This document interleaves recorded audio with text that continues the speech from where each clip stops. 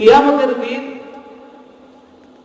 অন্য অন্য নবীরা থাকবে, ঈসা আলাইহিস সালাম, মূসা আলাইহিস সালাম, দাউদ আলাইহিস সালাম, নূহ আলাইহিস সালাম, বিভিন্ন নবীরা তারা আল্লাহর সামনে তাদের কিছু আসন থাকবে, সেখানে তারা বসে যাবে, সমস্ত নবীরা বসে যাবে। এই নবীদের সাথে এই শেষ নবীর উম্মতের যারা আলেম, হক্কানি আলেম, আলেম কাকে বলে?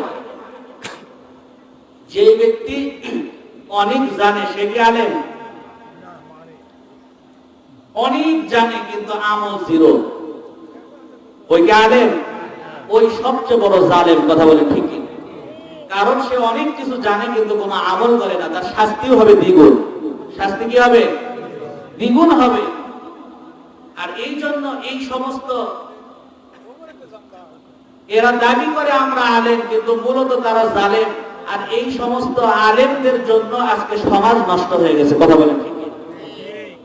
এরা সমাজের ভিতরে যখন বিভ্রান্তি শুরু করছে, উল্টা পাল্টা কাজ যখন শুরু করছে, কিছু কিছু দেখা যায় মাদ্রাসায় লেখাপড়া করছে, এরপরে সুদের কারবারি করে, এরপরেও দালালি করে, উল্টা পাল্টা কাজ যখন শুরু করে, মিথ্যা কথা বলে, গীবত শেখায়, পরনিন্দা পরচর্চা করে, উল্টা পাল্টা কাজ যখন শুরু করে, অন্য অন্য ব্যক্তিরা বলে সে তো মাদ্রাসায় পড়ালেখা করছে, তো মাদ্রাসায় পড়ালে সে যদি করতে পারে আমি কি হয়েছে?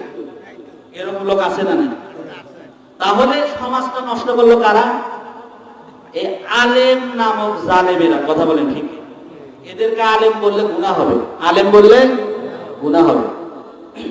এরা নিজেরা নামাজ ঠিক মতো পড়ে না, বিবি বাচ্চাদেরকেও পর্দায় ঠিক মতো রাখে না, কোনো খোঁজ খবর রাখে না, হারাম হালাল কোনো কিছু তারা দেখে না, চোরে পড়ে সবগুলো তারা কি করে? ইনকাম করে। কথা বলেন ঠিক কিনা? এরা যখন সমাজের ভিতরে এইরকম বিভ্রান্তি করে, মানুষরা দেখে কি ব্যাপার, সে মাদ্রাসায় পড়ার পরেও এরকম উল্টা পাল্টা কাজ করে, তাহলে আমি সাধারণ মানুষ, আমি স্কুলে পড়ছি, আমার আরেকজন বলছে আমি তো পড়িই নাই, তাহলে সমস্যাটা কি? আমিও করব। ওর ওর ওর অন্যায় করলে ওর যদি কোনো কিছু না হয় আমার আর কি হবে? কথা বলেন ঠিক কিনা? তখন সমাজ নষ্ট হয়ে যায়। আচ্ছা, দ্বিতীয়তে আরেকটা কি, সমাজের ভিতরে কিছু মানুষ আছে, তারা দেখে বলতেছে এটা কোন হুজুর? অমুক হুজুর। এই হুজুরের টুপি লম্বা নাকি খাটো, নাকি জালি টুপি, নাকি পাঁচকল্লি টুপি? পাঁচকল্লি টুপি এটা চলবে না, বেশি লম্বা টুপি এটাও চলবে না। এরকম লোক আছে না? এরপরে বলে আচ্ছা আপনি কি আমিন জোরে বলেন না আস্তে বলেন? মানে সে বিপদে পড়ে গেছে যে আমিন যদি জোরে বলে, যে আমি জোরে বলি, সে হয়তো মানে আমিন আস্তে বলার লোক হয়তো আমার সাথে তর্ক করবে, সে বলে না আমি আমিন বলি না, মানে ওইভাবে জোরেও বলি না আস্তেও বলি না, মানে বাঁচার জন্য বলতেছে। আরেকজনকে বলতেছে ভাই আপনি নামাজে হাত কোথায় বাঁধেন? বুকের ওপর বাঁধেন না নাভিতে বাঁধেন? ও এখন কি বলবে? ও এখন এটা নিয়ে তখন গন্ডগোল শুরু হয়েছে। ও এখন বলতেছে কি আমার কাছ থেকে দাও, আমি নামাজই পড়ি না। কি বলতেছে? বলে আমি নামাজই পড়ি না। তার মানে বললেই বিপদ। যদি বলে বুকে বাঁধি, ওই বুকে কেন বাঁধলো? হয়তো সে আমার সাথে মারামারি করতে পারে। যদি বলে এখানে নাভির মাঝামাঝি বলি, তাহলে সে হয়তো বা বুকে বাঁধার লোক ওই পক্ষে, এখানে করলে হয়তো আমাকে বকা দিতে পারে। ওই জন্য ভয় কি বলতেছে আমি নামাজই পড়ি। এরকম লোক আছে না? এই যে সমাজের ভিতরে যারা বিশৃঙ্খলা করতেছেন, আমিন জোরে বলা আস্তে বলা এটা মুস্তাহাব সব। এটা কি সব? মুস্তাহাব সব। টুপি পরা এটা একটা সুন্নাত, পাগড়ি পরা সুন্নাত। তাহলে টুপি পরা, পাগড়ি পরা, আমিন জোরে বলা, বুকে বাঁধা হাত, নাভিতে বাঁধা হাত, এটা কোনো বিষয়? এটা কোনো বিষয়? এই বিষয় নিয়ে আমরা মারামারি করি। কথা বলেন ঠিক? এরপরে ধরেন আপনার অস্ট্রেলিয়া যে গাভীগুলো আছে না, একদম ভালো গাভী, যেটা ধরেন দাম 2 লক্ষ টাকার মতো, তাই না? এরকম দাম। আপনার একটা গাভী পুকুরে পড়ে গেছে, উঠতে পারতেছেন, এখন আপনি রাস্তায় দাঁড়াইছেন, দাঁড়ানোর পরে বলতেছেন যে তুলতে তো পারছেন না, একজন লোক আসতেছে, এখন আপনি বলতেছেন না এই হচ্ছে আওয়ামী লীগের লোক, এর দিয়ে ধরাবো না করবো, চলে গেল। একটু পরে তাকায় আছে, আরেকজন লোক আসতেছে, বলতেছে এই জামাত ইসলাম করে, এর দিয়ে আমার এই গরু তুলবো না, পার হয়ে গেছে। সামনে আরেকজন আসতেছে, দেখেছে বিএনপির একটা লোক আসতেছে, বলে বিএনপি করে, এর দিয়ে গরু তোলানো যাবে না।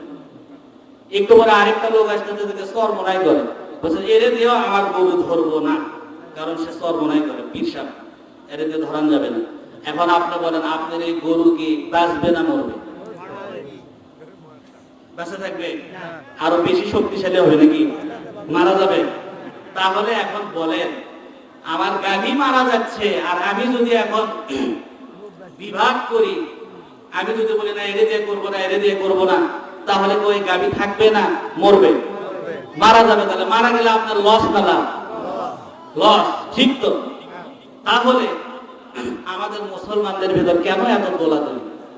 কে আওয়ামী লীগ করে, কে বিএনপি করে, কে জামাত ইসলাম করে, সেটা আমাদের পরিচয় না। আমাদের পরিচয় হচ্ছে আমরা মুসলমান। কথা বলেন ঠিক কিনা? আমাদের কোরআন এক, আমাদের হাদিস এক, আমাদের কাবা এক, আমাদের মক্কা এক, আমাদের মদিনা এক, আমাদের আল্লাহ এক, আমাদের সব কিছু এক। তারপরেও আমরা বিভেদ কেন করতেছি?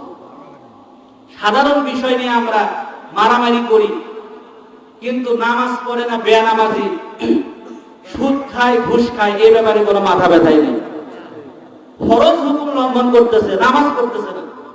যাকাত ফরজ হয়েছে, যাকাত দিচ্ছে না। হজ ফরজ হয়েছে, হজ করতেছে না। এই ফরজ হুকুম তরক করতেছে, বিবি বাচ্চাকে পর্দার ভিতর রাখতেছে না। সেটা নিয়ে আমার কোনো মাথা ব্যথা নাই, সেটা নিয়ে আমি কিছুই বলতেছি না। আমি জোরে বলে না আসতে বলে, এটা নিয়ে আমার মাথা ব্যথা। কথা বলেন ঠিক কিনা? এই সাধারণ বিষয়, মুস্তাহাব জিনিস নিয়ে যারা উল্টা পাল্টা করে, ফরজ হুকুমের কোনো খোঁজ খবর রাখে না, আমি মনে করি এরা ইহুদিদের দালাল। কথা বলেন ঠিক কিনা?